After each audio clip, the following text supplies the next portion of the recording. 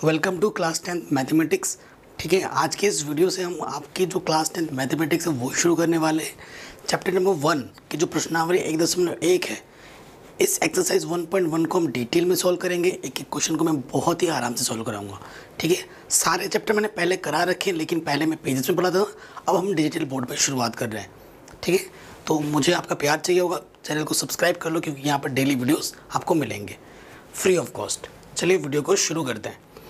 तो देखो, ये आपकी एक्सरसाइज 1.1 है। ठीक है, इसे हम शुरुआत करेंगे। पूरा एक क्वेश्चन हम आपको इजी तरीके से समझाऊंगा, हर एक कॉन्सेप्ट को डिटेल में समझाऊंगा। तो इस प्रश्नावली को, इस एक्सरसाइज को शुरू करने से पहले कुछ बेसिक चीज़ें हैं। ठीक है, कुछ बेसिक चीज़ें हैं जिनको हमें जानना बहुत ज़रूरी है। ठीक है, उनके बिना काम नहीं चलने वाला। सो उसके लिए देखो क्या करना पड़ेगा। ठीक है, तो सबसे पहले देखो, जो चीज़ें हमें जाननी है उनको पहले हम समझ लेते हैं, क्योंकि चैप्टर का नाम क्या है? वास्तविक संख्याएं। तो सबसे पहले हम बात करेंगे संख्याओं के बारे में। ठीक है, संख्याएं, अगर आप देखेंगे ना संख्याएं, तो संख्याएं दो प्रकार की होती हैं, नंबर 1, नंबर 2। ठीक है बच्चों, कौन कौन सी? एक होती है वास्तविक संख्याएं, वास्तविक संख्याएं, ठीक है, और एक होती है काल्पनिक संख्याएं। क्या? काल्पनिक संख्याएं। ये चीज आपको पता होगी। ठीक है, एक वास्तविक संख्याएं होती है और एक काल्पनिक संख्या।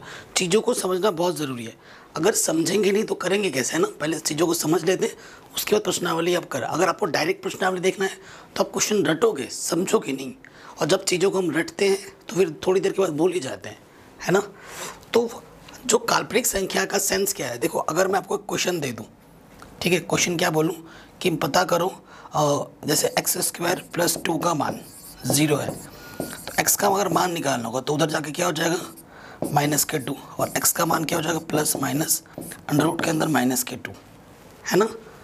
तो आप कहोगे सर इसका मान हम नहीं निकाल सकते हैं।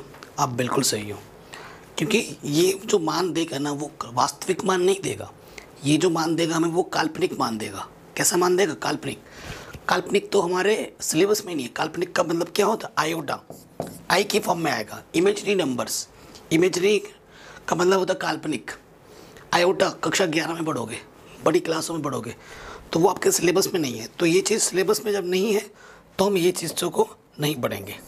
ठीक है, सो ये होता है आपका काल्पनिक संख्या है। अब हम अगर वास्तविक संख्याओं की बात करें, ठीक है, अगर मैं अभी वास्तविक संख्याओं की बात करूं, तो वास्तविक संख्याएं कई दो प्रकार की होती हैं, नंबर 1, नंबर 2। आप कहोगे सर ये भी दो प्रकार की होती है कि? जी हाँ, ये भी दो प्रकार की होती है। एक होता है, देखो, एक होता है आपका रैशनल नंबर, एक होता है आपका इरेशनल नंबर। ठीक है, एक आपका होता है रैशनल नंबर, एक आपका होता है इरेशनल नंबर। मतलब रैशनल को क्या बोलते हैं? परिमेय संख्या है, परिमेय संख्या। और दूसरा क्या होता है? अपरिमेय संख्या। अब इन सबको जानना बहुत ज़रूरी है बच्चों। ठीक है, परिमेय संख्या, अपरिमेय संख्या। अब देखो, परिमेय संख्या क्या होती है? परिमेय संख्या, ठीक है ना, इसके बारे में जान लो। तो इसका मतलब क्या होगा? प्रत्येक वह संख्या, प्रत्येक वह संख्या जो P/Q के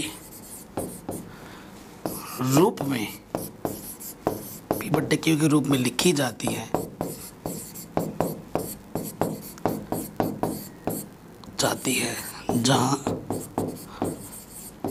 जहाँ Q का मान क्या नहीं होता? 0 नहीं होता, वह P/Q पूर्णांक हो।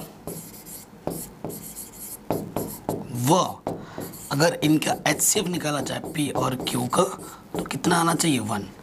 अगर कोई भी संख्या इन 3 नियम को संतुष्ट करती है कि वो P/Q के रूप में लिखा जाएगा, बट्टे का जो होगा ना, अंश बट्टा हर होता है, हर कभी 0 नहीं होगा, Q कभी 0 नहीं होगा, P और Q पूर्णांक होंगे, ठीक है। और पी और क्यू का अगर HCF निकाला जाएगा तो 1 आएगा। इस टॉपिक पे जो प्रश्नावली 1.3 है पूरी की पूरी है, ठीक है। परिमेय संख्या में अगर हम बात करें, ठीक है, परिमेय संख्याओं में अगर बात करें तो इसके कई सारे प्रकार हैं। नंबर 1, नंबर 2, नंबर 3, कई सारे हैं, ठीक है। मैंने बोला वास्तविक संख्याएं 2 प्रकार की होती हैं, एक परिमेय संख्या, एक अपरिमेय संख्या। अगर कोई संख्या वास्तविक संख्या में कोई संख्या परिमेय संख्या नहीं है तो वो क्या है, अपरिमेय संख्या है, ठीक है। अब देखते हैं, एक एक करके समझाऊंगा मैं। सबसे पहले हम बात करेंगे, देखो, प्राकृतिक संख्या। प्राकृतिक संख्या, ठीक है, प्राकृतिक संख्या। फिर हम बात करेंगे पूर्ण संख्या। ये सारे हमारे जो नंबर है ना, ये क्या होता है, परिमेय संख्या में आते हैं। पूर्ण संख्या के बाद आपका पूर्णांक आ गया, ठीक है, पूर्णांक। और उसके बाद हम बात कर सकते हैं कोई भी भिन्नात्मक संख्या, ठीक है। भिन्न, ये सब जो संख्याएं होती हैं वो प्राकृतिक संख्या होती हैं, ठीक है। आप अगर देखो, प्राकृतिक संख्या को n से प्रतिशत करते हैं, पूर्ण संख्या को w से, पूर्णांक को z से, और भिन्न को q से, रैशनल नंबर के फॉर्म में। तो ये चीज़ें होती हैं, ठीक है। अब देखो बच्चों, अब मैं आपको एक एक चीज़ का बताता हूँ। ये थोड़ा बहुत इंट्रोडक्शन है ना, चैप्टर के बारे में जानना है, क्योंकि चीज़ों को रटो नहीं, क्योंकि इस पर आपसे MCQ क्वेश्चन भी आएंगे, और MCQ क्वेश्चन आपके कॉन्सेप्ट पे पूछा जाता है, आपने कितना जानते हैं आप चीज़ों के बारे में, वही सब होता है, ठीक है। सो देखो, सबसे पहले अगर मैं बात करूं प्राकृतिक संख्या, प्राकृतिक संख्या जितने भी काउंटिंग नंबर्स होते हैं, जैसे कि 1, 2, 3, ऐसा चलता जाएगा, तो ये सारी संख्याएं क्या है, प्राकृतिक संख्या। W पूर्ण संख्या क्या होती है, पूर्ण संख्या 0 से शुरू होती है, 0, 1, 2, 3, 4, 5, ये डॉट डॉट डॉट चलता रहेगा। ये हमारी क्या है, पूर्ण संख्याएं हैं। फिर आता है पूर्णांक Z। Z क्या होता है, 0, 1, 2, 3, इधर भी ऐसा चलेगा, -1, -2, -3, इधर ऐसा चलेगा, ठीक है। उसके बाद अगर Q की बात की जाए तो ये P बट्टा के अंश बट्टा हर के रूप में होता है, कोई भी संख्या अंश बट्टा हर के रूप में होता है, ठीक है। तो यहाँ तक चीज़ें आप समझ गए कि क्या कैसी संख्या क्या क्या होती है। परिमेय संख्या को और डिटेल में हम समझेंगे, और जब प्रश्नावली 1.3 नहीं करेंगे वहाँ हम और डिटेल में समझेंगे परिमेय संख्या और अपरिमेय संख्या के बारे में। वहाँ पर मैं आपको और विस्तार से बताऊँगा, क्योंकि इस प्रश्नावली में जो चीज़ चाहिए होगी वो अब बताने जा रहा हूँ मैं, ठीक है। इतना बेसिक नॉलेज काफ़ी है। परिमेय संख्या और अपरिमेय संख्या प्रश्नावली 1.3 जब मैं शुरू करूँगा ना, वहाँ पर मैं विस्तार से बताऊँगा, एकदम डिटेल में, बहुत सारे एग्जाम्पल के साथ, ठीक है। ये चीज़ हो गई। आपसे रिक्वेस्ट है, आपसे गुजारिश है कि बच्चों प्लीज़ वीडियो को लाइक करो, चैनल पे नए हो तो सब्सक्राइब कर लो, क्योंकि वीडियो फ्री ऑफ कॉस्ट में आपको दे रहा हूँ। सब्सक्राइब करना बिल्कुल फ्री है, उसके लिए पैसे नहीं लगेंगे, बस आप अपना सपोर्ट दिखाओगे मुझे, ठीक है, अच्छा लगता है फिर। अब देखिए, अब हम जिसकी बात करेंगे वो है, वो क्या है, यूक्लिड। यूक्लिड विभाजन,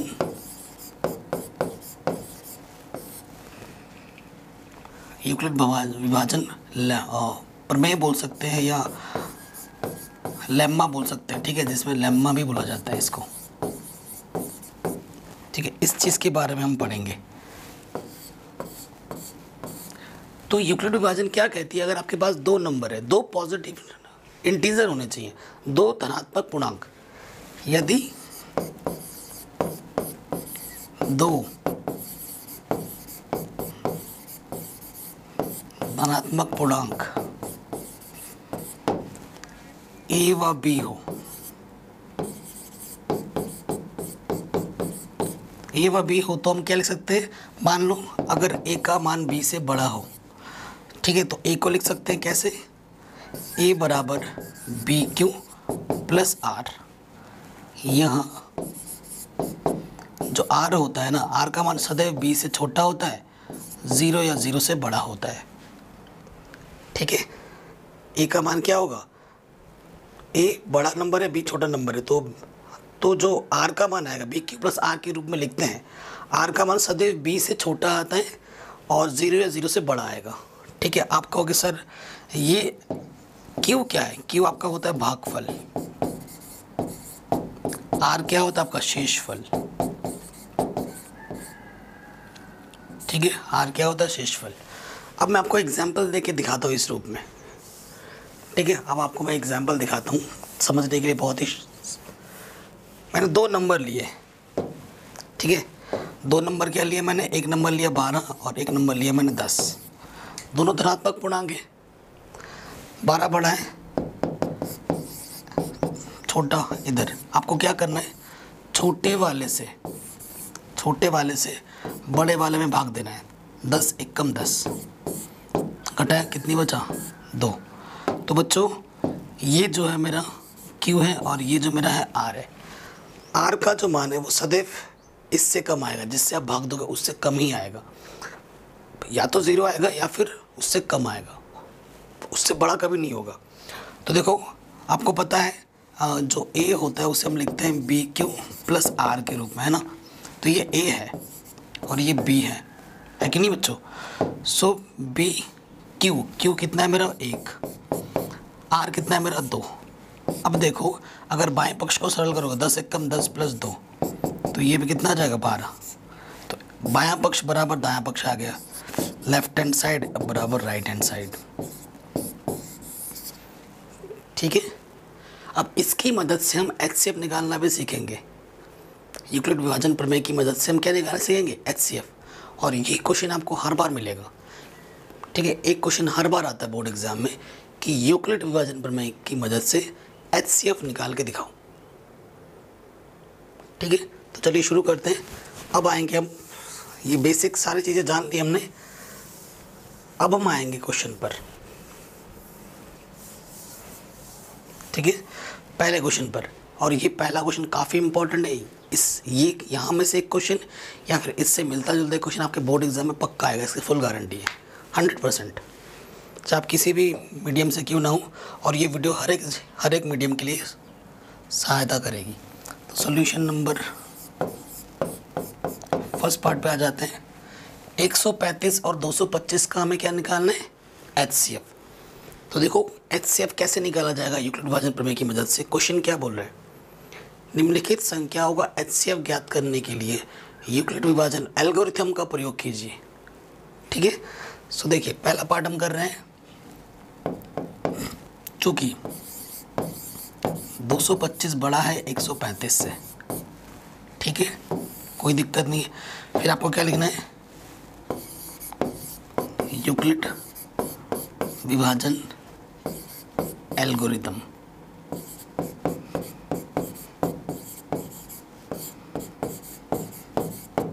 ठीक है, ये लिखने के बाद ये जो बड़ा वाला है उसको यहाँ रखोगे और छोटा वाला जो है इसको यहाँ रखोगे।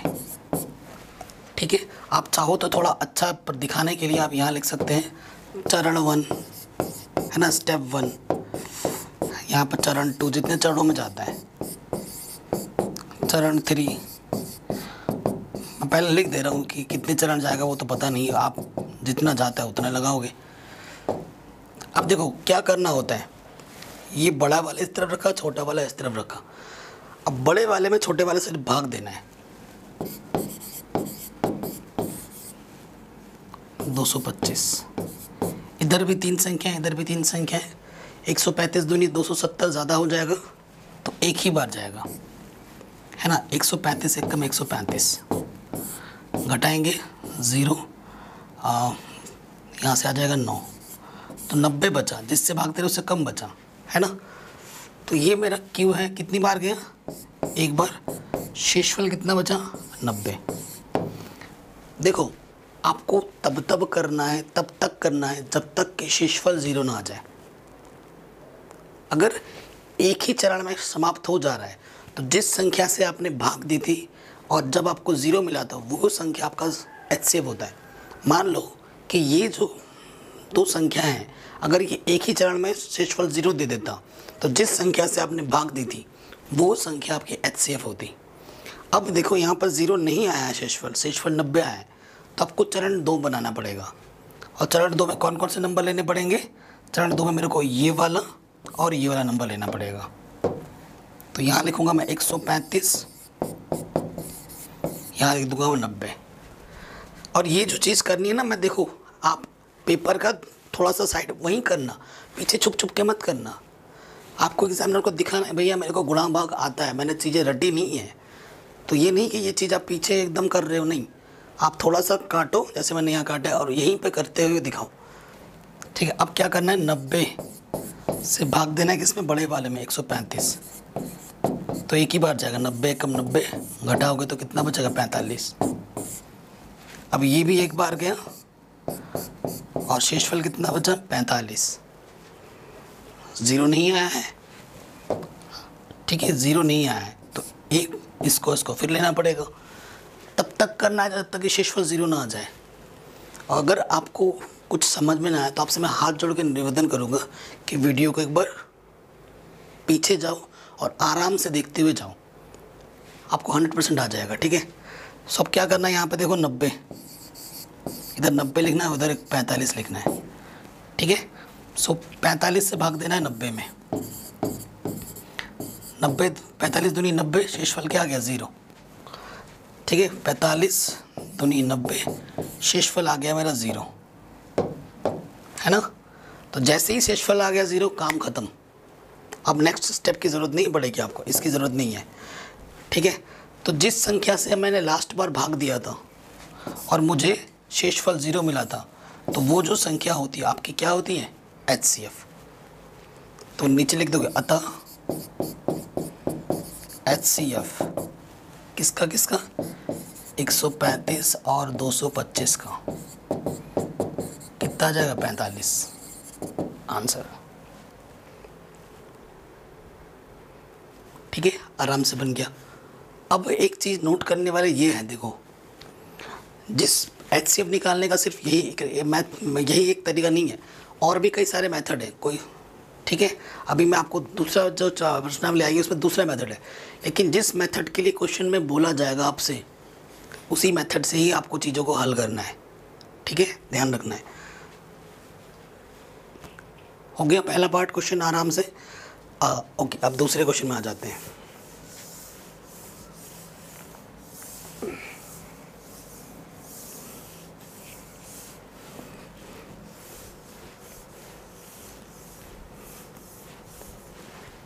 ठीक है, दूसरा जो प्रश्न है मेरा क्या है, सेकंड नंबर। चूँकि देखो बड़ा वाला क्या है, 38220, ये बड़ा है किससे, 196 से। तो क्या लिखोगे आप, हाँ, यूक्लिड विभाजन एल्गोरिथम से। ठीक है, यूक्लिड विभाजन एल्गोरिथम से क्या होता है, बड़ा वाला इस तरफ रखते हैं, छोटा वाला इस तरफ रखते हैं। ठीक है, सो देखिए यहाँ पर छोटे वाले से भाग देना होता है बड़े वाले में।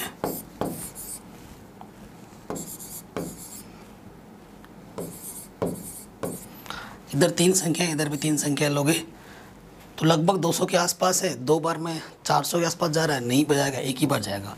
196 कम 196 घटाओ, 12 में से 6 गया 6, 7, 17 में से 9 गया 8।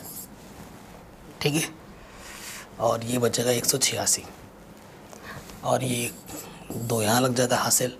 ठीक है, तो ये लगभग 200 1800 के आसपास हो जाता है। 1800 से ज़्यादा ही है तो 9 बार जाएगा, आइडिया लगा। 9 छक 54, हासिल लगा 5, 9 9 81 और 5 86। ठीक है, 86 हासिल लगा 8, 9 1 कम 9 और 8 17। 12 में से 4 घटाएंगे अब तो 8 आ जाएगा। ठीक है, 15 में से 6 घटाएंगे 9 आ जाएगा, बस 98 बचेगा 0। तो 1000 के आसपास है, 5 बार जाएगा, आइडिया लग गया, क्योंकि 200 के आसपास है। 5 6 30 हासिल लगा 3, 5 9 45, 45 और 3 48 हासिल लगा 4, 5 1 कम 5 और 4 9। शेषफल 0 आ गया। एक ही स्टेप में ख़त्म हो गया। कितनी बार भागफल गया? 195। शेषफल कितना है? 0। मैंने बोला कोई कोई क्वेश्चन एक ही चरण में ख़त्म हो जाएगा, तो वह अंतिम संख्या जिससे आपने भाग दी थी और शेषफल आपको 0 मिला था, वो संख्या आपकी क्या होगी? HCF होगी।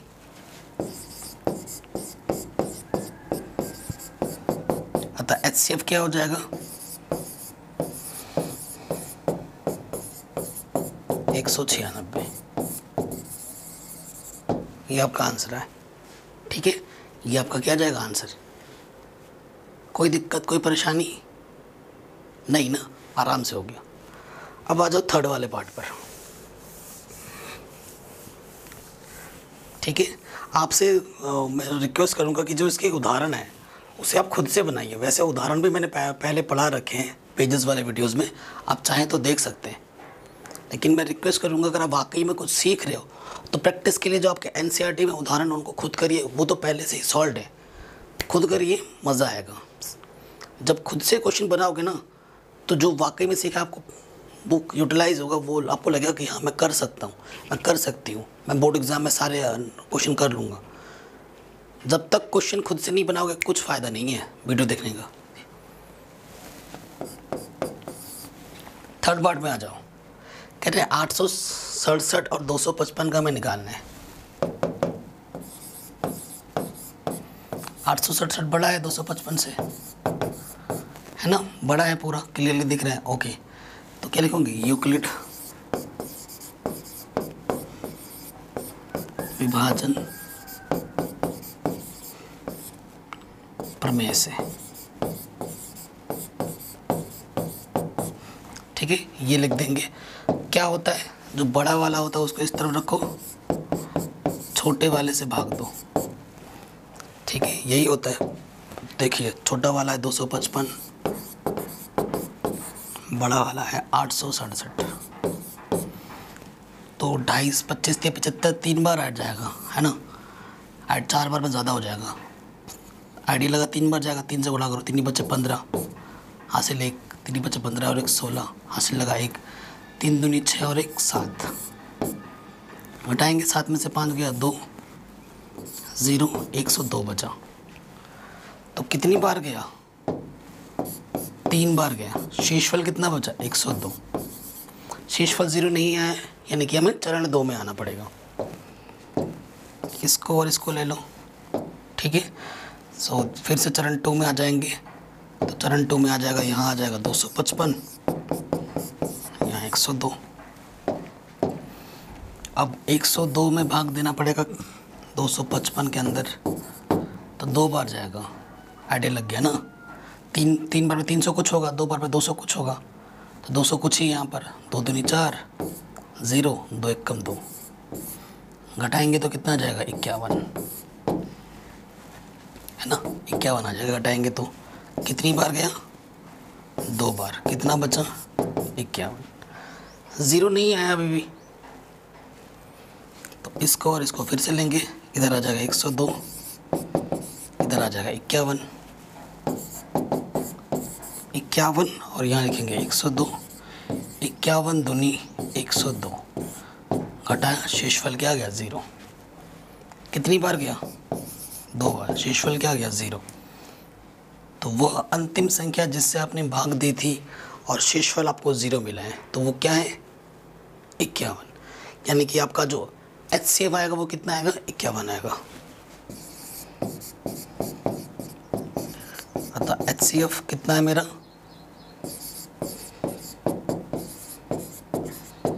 कितना? 51। ये आपका आ गया आंसर। ठीक है, ये आपका आ गया आंसर। आराम से हो गया,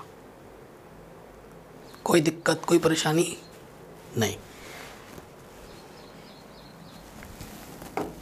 अब आते हैं नेक्स्ट क्वेश्चन में।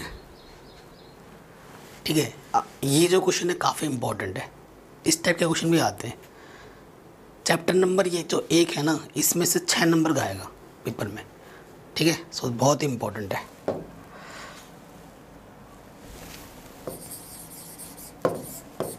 कह रहे दर्शाइए कि कोई भी धनात्मक विषम पूर्णांक 6 क्यू प्लस 1 या 6 क्यू प्लस 3 या 6 क्यू प्लस 5 का रूप होता है, जहाँ क्यू कोई पूर्णांक है। हमें बताना है कोई भी धनात्मक विषम पूर्णांक 6 क्यू प्लस 1 या 6 क्यू प्लस 3 या 6 क्यू प्लस 5 का रूप होता है, और क्यू को क्या बोला गया है? पूर्णांक। ठीक है ना, आपको पता है ना पूर्णांक क्या होते हैं। देखिए पूर्णांक आपको पता है, और कैसा पूर्णांक बोला गया है? धनात्मक पूर्णांक बोला गया। पूर्णांक को z से प्रतिशत करते हैं, तो z के पास क्या है? धनात्मक पूर्णांक बोला है। 1 2 3 4 5 6 7 8 ऐसे नंबर है कि नहीं? ये है हमारे पास पूर्णांक, धनात्मक पूर्णांक। अब बताना है कि जितने भी विषम धनात्मक पूर्णांक है, विषम कौन कौन से? ये सब हमारे विषम है। जो संख्या 2 से विभाजित नहीं होती है उसे हम विषम संख्या कहते हैं, और जो संख्या 2 से विभाजित हो जाती है उसे हम सम संख्या कहते हैं, है ना? आपको पता ही होगा। तो हमें बताने कि जितने भी विषम संख्या है वो इन रूप में होगी। ठीक है, और ये क्वेश्चन बहुत आसान है, और ये जो क्वेश्चन होगा ना, यूक्लिड विभाजन एल्गोरिथम की मदद से होगा, यूक्लिड विभाजन प्रमेय की मदद से होगा, जो लेम्मा है उसकी मदद से होगा। अब कैसे होगा देखिए, हम जानते हैं यूक्लिड विभाजन प्रमेय से हम जानते हैं जो a होता है वो बी क्यू प्लस आर के रूप में होता है। देखो यहाँ पर बी क्यू प्लस आर, तो b के जगह पर 6 फिक्स है। यहाँ जो b का मान है वो कितना है? 6 है। b का मान 6 है, तो r जो होता है, जो r होता है वो b से हमेशा छोटा होता है, और कहाँ से शुरू होता है? 0 या 0 से बड़ा होता है, और b से छोटा होता है। 0 तो 6 है, 0 हो सकता है, 1 हो सकता है, 2 हो सकता है, 3 हो सकता है, 4 हो सकता है, 5 हो सकता है। तो आपके पास इस क्वेश्चन के केस कितने बनेंगे? 6 केस बनेंगे। और मैं थोड़ा बड़ा है लेकिन आसान है, थोड़ा बड़ा ज़रूर होगा क्वेश्चन लेकिन आसान होगा, बट आपको आराम से देखना है, हड़बड़ाहट नहीं करनी है। अगर एक बार समझ में ना आए तो वीडियो को दोबारा देखो, मैं जो बोल रहा हूँ उसको ध्यानपूर्वक कान खोल के सुनो, तभी आएगा, ऐसे नहीं आएगा। ठीक है, तो देखो ये मेरे पास है। ठीक है, अब मेरे को थोड़ा मिटाना पड़ेगा ना, क्योंकि चीज़ें अब करनी है तो मिटाना पड़ेगा। ये मैं यहाँ से एक लाइन खींच देता हूँ ताकि मैं आपको दिखा पाऊँ हर एक चीज़। केस 1 ये मेरा परफेक्ट वे है ना क्वेश्चन में, तो हमें क्या लिखना है? केस 1 यदि r का मान क्या हो? 0 हो।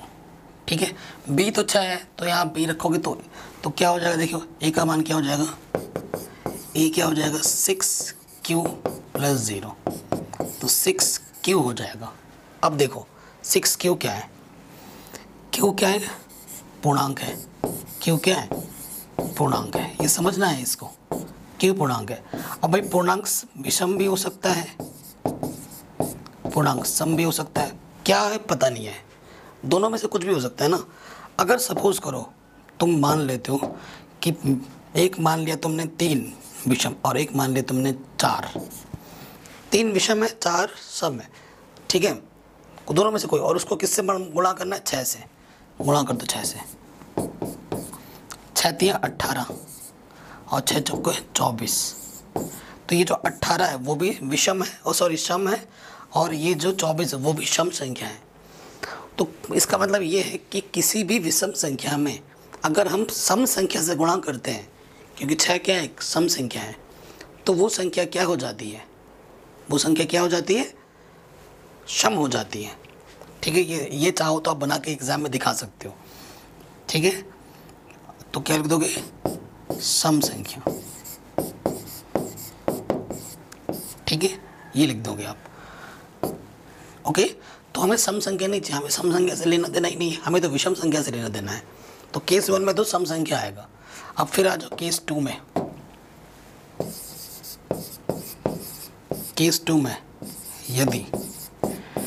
यदि r का मान क्या लेते हैं? 1। ठीक है, तो a का मान क्या आ जाएगा? a मेरे पास आ जाएगा 6q, r की जगह पर रख दिया 1।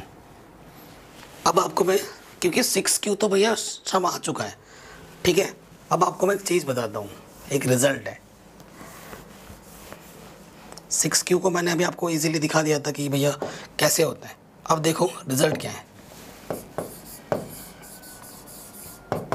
रिजल्ट या हम जानते करके लिख सकते हैं, हम जानते हैं कि सम संख्या प्लस सम संख्या, सम संख्या में अगर सम संख्या जोड़ोगे तो आपको सम संख्या मिलेगी,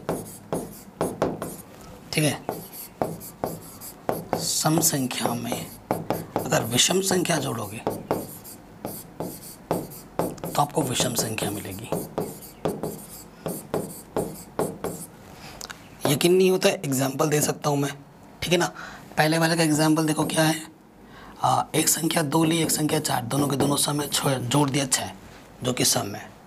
एक संख्या मैंने ली 4 जो कि सम है, एक संख्या ली मैंने 1 जो कि विषम है। 4 में 1 जोड़ा 5, वो भी क्या है, विषम है, ठीक है।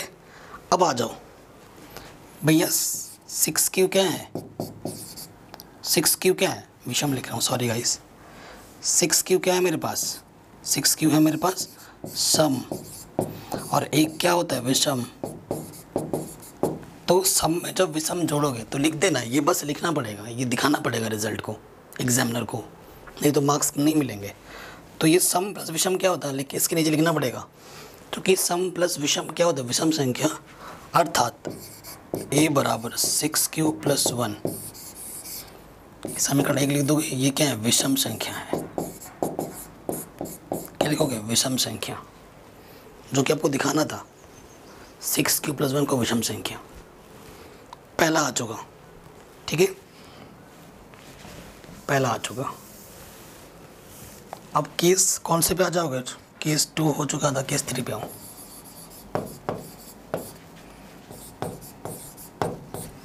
केस 2, जब r का मान क्या ले लोगे, 2, ठीक है। तो ये हो जाएगा 6Q प्लस 2, ये क्या है भैया, सम, ये भी क्या है, सम। तो 6Q सम प्लस सम क्या होता है, सम संख्या। सम संख्या प्लस सम संख्या सम संख्या होती है। मेरे को सम संख्या से लेना देना ही नहीं है, मेरे को तो विषम संख्या चाहिए। अब आ जाओगे नेक्स्ट केस में।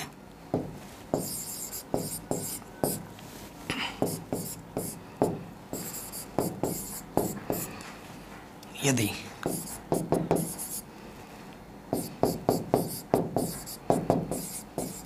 अब आर की जगह मैंने 3 रख दिया, ठीक है, 3 रख दिया। ये क्या है, सम, ये क्या है, विषम। सम संख्या में अगर विषम संख्या जोड़ते हैं तो क्या होता है, विषम संख्या। इसको आप इक्वेशन नंबर 2 मान लो, विषम संख्या, ठीक है, ठीक है। समीकरण 1, समीकरण 2, 6Q प्लस 3 का रूप होगा विषम संख्या, वो हमने दिखा दिया। अब आ जाओ नेक्स्ट, अगले वाले केस में आ जाओ। हाँ, केस नंबर 5। यदि r का मान क्या ले लोगे, 4, तो ये क्या हो जाएगा, 6Q प्लस 4, सम संख्या सम संख्या, तो 6Q प्लस 4 क्या हो जाएगा, सम संख्या, है ना। 6Q सम संख्या है और 4 भी सम संख्या है। सम संख्या में सम संख्या जोड़ेंगे तो सम संख्या मिलती है, तो ये सम संख्या है, ठीक है। आगे आ जाओ नेक्स्ट केस, जो लास्ट केस है, केस नंबर 6। यदि r का मान कितना लगाओगे, 5, तो ये क्या हो जाएगा, 6Q प्लस 5। भैया ये क्या है, सम संख्या, और ये क्या है, विषम संख्या। सम संख्या और विषम संख्या क्या होता है, विषम संख्या। तो ये जो a बराबर 6Q प्लस 5 है, ये भी क्या हो जाएगा, विषम संख्या। समीकरण नंबर 3,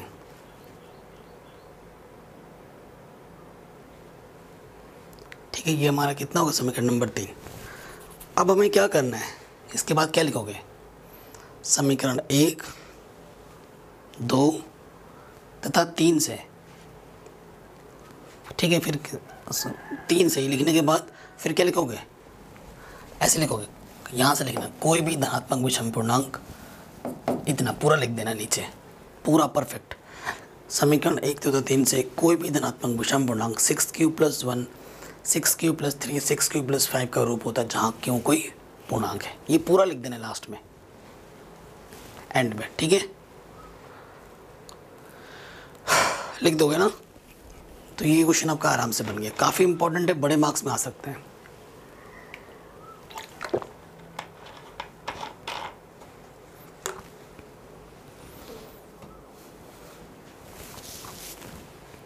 तो ये भी हो गया, ठीक है। अगले क्वेश्चन में आते हैं।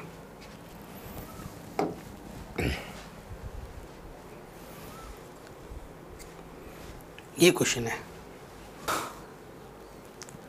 तो ये क्वेश्चन क्या बोल रहा है, किसी परेड में 616 सदस्यों वाले एक सेना आर्मी के टुकड़े को 32 सदस्यों वाले एक आर्मी बैंड के पीछे मार्च करना है। दोनों समूह को समान संख्या वाले स्तंभों में मार्च करना है। उन स्तंभों की अधिकतम संख्या क्या है जिसमें वह मार्च कर सकते हैं। क्या वर्ड इंपॉर्टेंट है यहाँ पर, अधिकतम। तो नोट कर लो बेटा, अधिकतम अगर लिखा होगा ना, आपको निकालना है HCF। अगर न्यूनतम लिखा है, अधिकतम का मतलब ज़्यादा, न्यूनतम का मतलब कम, तो आपको निकालना है LCM, ठीक है। LCM निकालना हम सीखेंगे नेक्स्ट वीडियो में। ये रिजल्ट है, इसे आप अच्छे से नोट करके लिख लो, ठीक है। ये आप लिख लीजिए अच्छे से। अब क्वेश्चन में देखो पता चल गया है कि मुझे 616 और 32 का क्या निकालना है, HCF निकालना है, ठीक है। तो प्रश्नानुसार मुझे क्या चाहिए,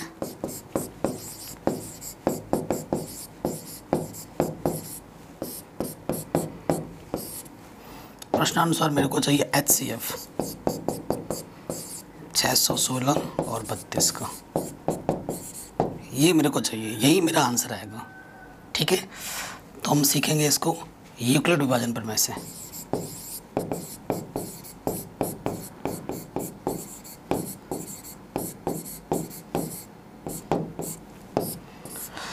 ठीक, अभी हम इसी विधि से सिखा रहे हैं, क्योंकि बोला नहीं है इस क्वेश्चन में यूक्लिड विभाजन करो, तो मैं बता दे रहा हूँ। क्योंकि क्या है ना, अभी इस टॉपिक को ही पढ़ रहे हैं, आगे चल कर ना अलग मेथड से भी निकालना सिखाऊंगा 1.2 में, बट आज के वीडियो में यही सीख रहे हैं हम। यहाँ बड़ा वाला नंबर 616 रखेंगे, इधर छोटा वाला नंबर कितना रखेंगे, 32, ठीक है। क्या करना है, 32 से भाग देना है 616 में, कितनी बार जाएगा, 32 दूनी 64, एक ही बार जाएगा। 32 से कम 32, 11 में से 2 गया 9, 5 में से 3 गया 2, 29, और यहाँ से 6 लग गया, ठीक है। कितनी बार जाएगा, 300 के आसपास है ना, 9 बार तो जाएगा ही जाएगा।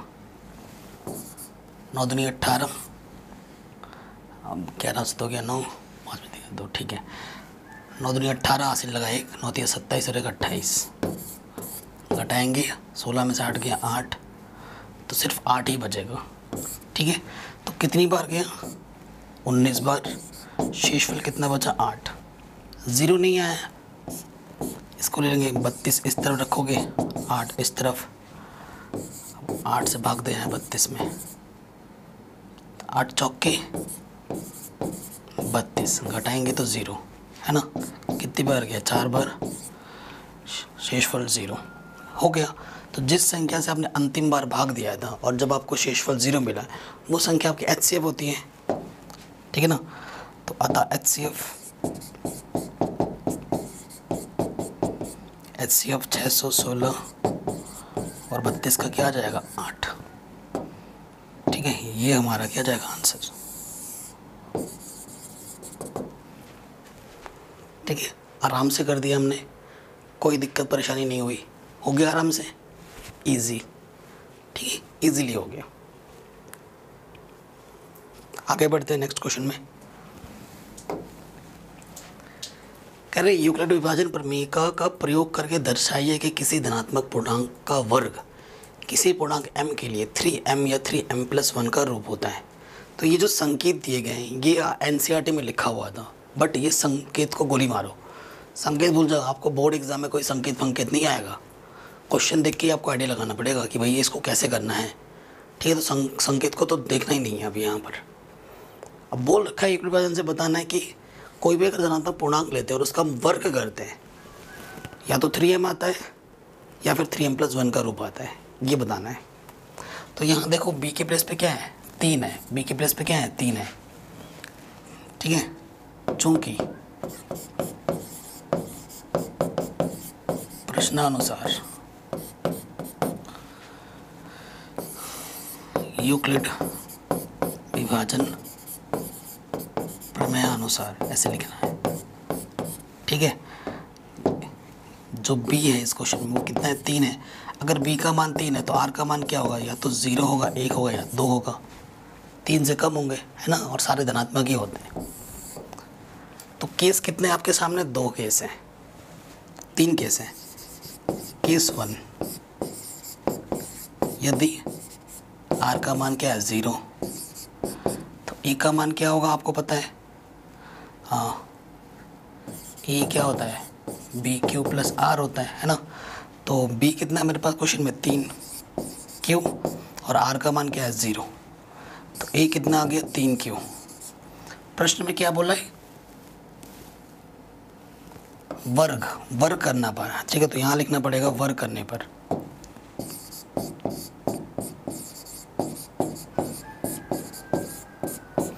जैसे ही आप वर्ग कर दोगे, इधर हो जाएगा a², इधर हो जाएगा इसका स्क्वायर। ठीक है, 3 कॉमन ले लो, आएगा तो 9, 3 3 9 होता है ना, 3 बाहर और यहाँ Q²। ठीक है, तो अब क्या है, यहाँ से देखो, माना 3m दिखाना है, माना जो 3Q² है ना उसे हम m मान लेते हैं। जैसे इसको m मानोगे तो a² क्या हो जाएगा, 3m। यही तो बताना था कि 3m आएगा या फिर 3m+1 का रूप आएगा। आगे 3m है ना, पहला वाला हो गया केस। अब आ जाओ दूसरे केस में, केस 2, यदि r का मान 1, तो a बराबर क्या हो जाएगा, 3Q, r की जगह पर रख देना 1। अब क्या करना है, वर्ग करना है।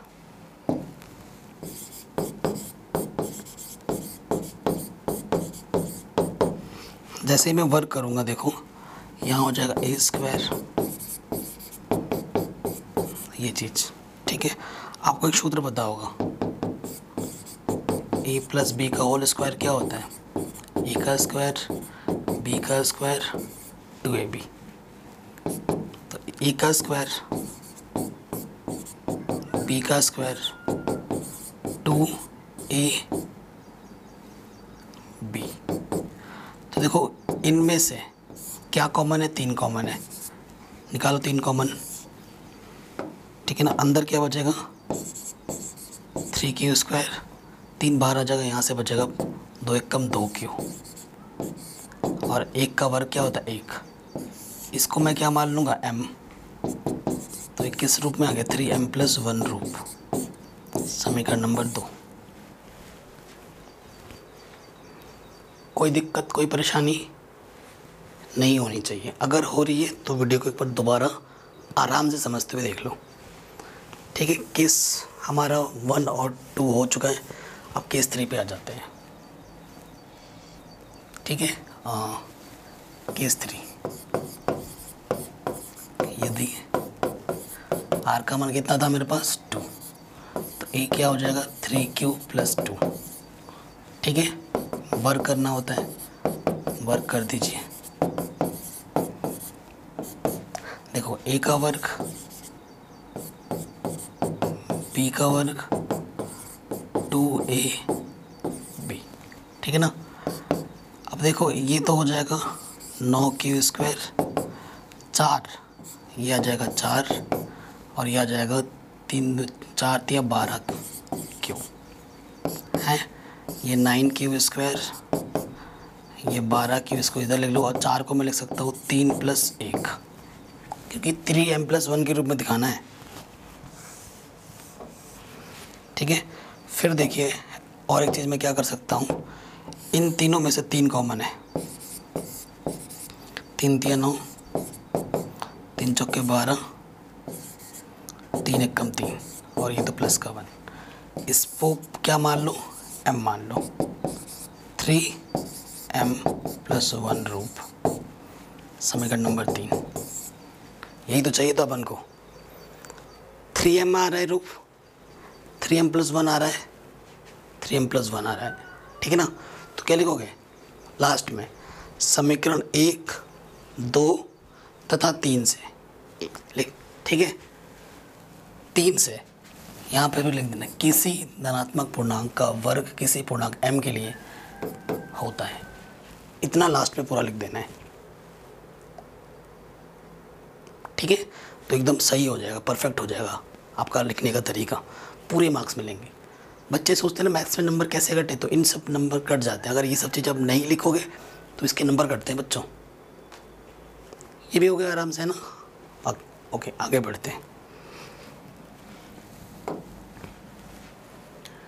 ये क्वेश्चन है, कह रहे यूक्लिड विभाजन का प्रयोग करके दर्शाइए किसी धनात्मक पूर्णांक का घन, ठीक है। क्वेश्चन नंबर 1 बताइए, किसी धनात्मक पूर्णांक का घन 9m+1 या फिर 9m+8 का रूप होता है, ठीक है। ये आपको बताना है। घन बोला है, किसी धनात्मक पूर्णांक कोई भी ले सकते हो, अगर उसका घन करते हो तो इस रूप का आएगा, 9m+1 या फिर 9m+8, यही आएगा। अब 9 कॉमन में चाहिए, तो छोटी से छोटी लो। अगर आप B9 ले लोगे तो 9 केस बनेंगे, आंसर तो आ जाएगा, बहुत लंबा होगा। तो सोचना है थोड़ा सा कि भाई कोई भी मेरे को संख्या बोला है और घन करने के लिए बोला है मेरे को, तो मैं छोटी छोटी संख्या वो कौन सी ले लूँ जिसको मैं घन भी करूँ और मुझे 9 भी कॉमन मिल जाए। तो वो छोटी से छोटी संख्या 3 है, 3 का घन करोगे 3 तिया 9, 9 तिया 27, 9 उसमें से कॉमन आ जाएगा, है ना। यह है ट्रिक, यह है दिमाग, ठीक है। इसको यूज़ करो। तो लिखेंगे यूक्लिड विभाजन प्रमेय से आपका a = क्या होता है, BQ + R, है ना। जहाँ R का मान हमेशा B से छोटा होता है, 0 0 से बड़ा होता है। माना जो B कितना है, मान लिया मैंने 3, तो R का मान क्या होगा, 0, 1 या 2, है ना। यही पॉसिबिलिटीज़ है। तो केस 1,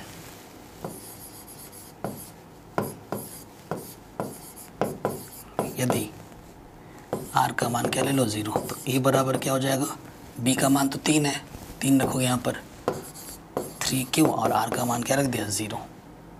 B की जगह पे 3 रखना है और R की जगह पे 0 रखना है, तो A हो गया 3Q। अब क्या करना है, घन, दोनों तरफ घन करने पर, इधर होगा A3, इधर हो गया 3Q, ठीक है। तो आएगा तो 3 3 9 27, तो क्या ले लो, 9 बाहर ले लो, 9 3 27, और इसको क्या मान लो, M, तो किसका रूप आ गया, 9m रूप, समीकरण नंबर 1।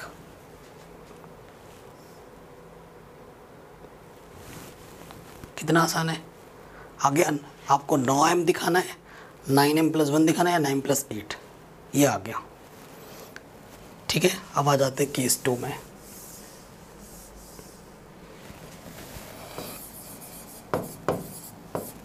केस 2, यदि R का मान 1 हो, ठीक है। R का मान अगर 1 होगा तो देखिए यहाँ से A क्या हो जाएगा, 3Q + 1। फिर हमें क्या करना है, दोनों तरफ क्यूब करना है, क्यूब कर दिया। आपको एक सूत्र पता होगा, A + B का होल क्यूब क्या होता है, A³ B³ 3A² + 3B² A, ठीक है। ये A की जगह पर है, ये B की जगह पर है। A का क्यूब B का क्यूब 3A² B 3 स्क्वायर ए।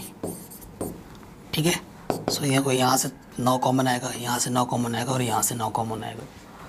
9 निकालो बाहर, यहाँ बचेगा 3 क्यूब। ठीक है, 9 बाहर आ जाएगा, यहाँ से बचेगा 3 क्यू स्क्वायर। 3 3 9 बाहर आ गया, यहाँ से बचेगा ओनली क्यूब। और 1 का क्यूब क्या आता है 1, इसको क्या मान लोगे m, माना m है ये, तो ये आ जाएगा 9m प्लस 1।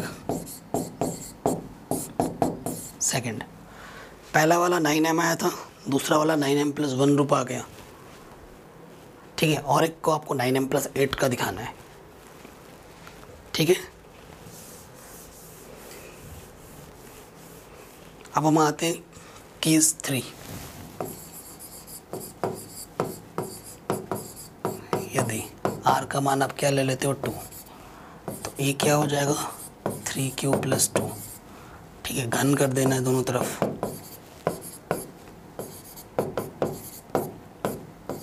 घन कर दिया है ना, तो यहाँ से क्या जाएगा देखो,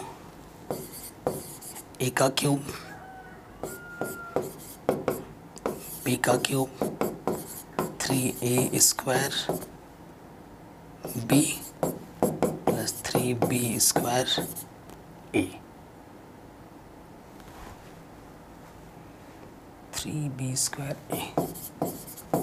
ठीक है, इससे 9 कॉमन है, इससे 9 कॉमन आ जाएगा, इससे 9 कॉमन आ जाएगा।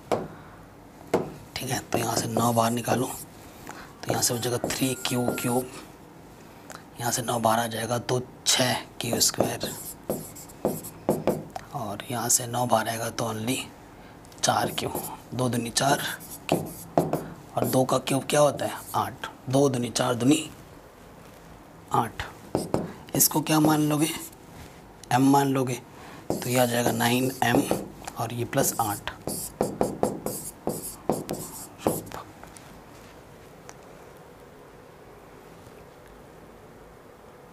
हो गया ना, कितना आसान था, आप खुद ही देखिए। तो आप क्या लिखोगे, समीकरण 1, 2 तथा 3 से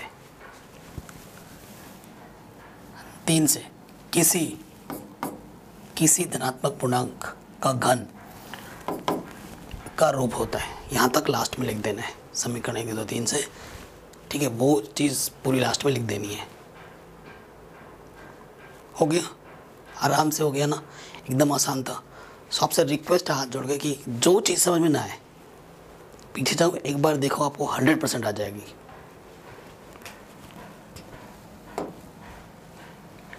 ठीक है, तो इस तरीके से ये पूरी प्रश्नावली आपकी ख़त्म हो गई है। आशा करता हूँ आपको ये सारे प्रश्न समझ में ज़रूर आए होंगे। अगर अच्छा लगा है वीडियो, प्लीज़ लाइक करें। नेक्स्ट वीडियो किस टॉपिक पे चाहिए हमें ज़रूर बताएं कमेंट करके, मैं उसको फटाफट बना दूंगा। और इस वीडियो को हर जगह शेयर करें, हर जगह अपने दोस्तों के साथ, और ज़रूर सब्सक्राइब करें चैनल को, और नोटिफिकेशन बेल को प्रेस कर लो। ठीक है, क्योंकि डेली वीडियो आएगी। डिस्क्रिप्शन ज़रूर चेक करें, प्लेलिस्ट ज़रूर चेक करें। मिलते हैं नेक्स्ट वीडियो में। जय हिंद।